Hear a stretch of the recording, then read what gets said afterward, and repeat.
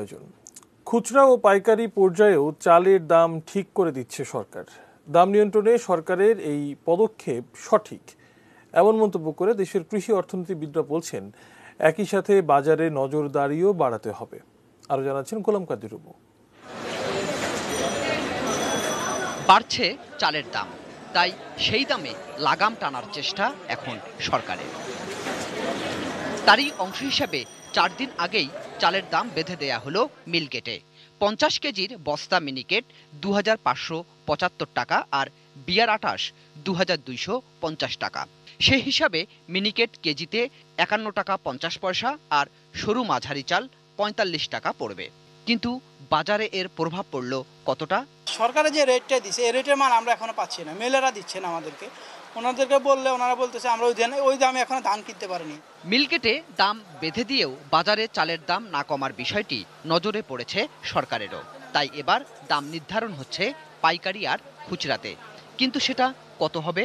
কৃষি বিপণন অধিদপ্তর মিলগেটের বেঁধে দেয়া দাম থেকে পাইকারিতে কেজিতে 2 টাকা বেশি, খুচরায় এর থেকে আরও 3 টাকা বেশি ধরেই হিসাব করছে।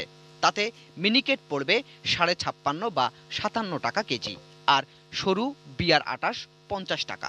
এ দামের চেয়ে কেউ বেশি নিলেই ব্যবস্থা। পাইকারি এবং খুচরা দাম নির্ধারণ করে দেওয়ার জন্য আমাদেরকে নির্দেশনা দেয়।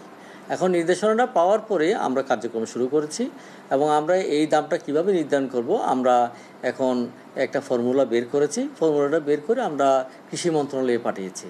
এখন কৃষি মন্ত্রণালয় থেকে অনুমোদন পাওয়ার পরে কিন্তু এটা কার্যকর হবে। এর উপরে কিন্তু কেউ বিক্রি করতে পারবে না এবং আমরা কিন্তু আগামীতে কিন্তু দাম আমরা বাড়তে দিব না। আমরা তবে পাইকারি আর খুচরাতে দাম ঠিক করে দেওয়ার এই সিদ্ধান্ত কি কাজে আসবে?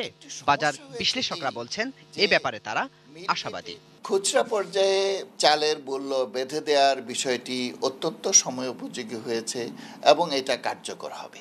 মজুদ করে করে চালের দামটা বাড়িয়ে দিচ্ছে। যদি মজুদ বিরোধী যেই কার্যক্রম সেটা যদি সরকার পরিচালনা করে, তাহলে বর্তমানে চালের যে দাম বৃদ্ধি পাচ্ছে সেটা হয়তো সম্ভব হবে না। একই সাথে চালের দাম স্বাভাবিক পর্যায়ে আনতে সারা দেশে ওএমএস বা খোলা বাজারে চাল বিক্রি করারও পরামর্শ এই কৃষি অর্থনীতিবিদের। গোলাম কাদের রবু, এটিএন নিউজ, ঢাকা।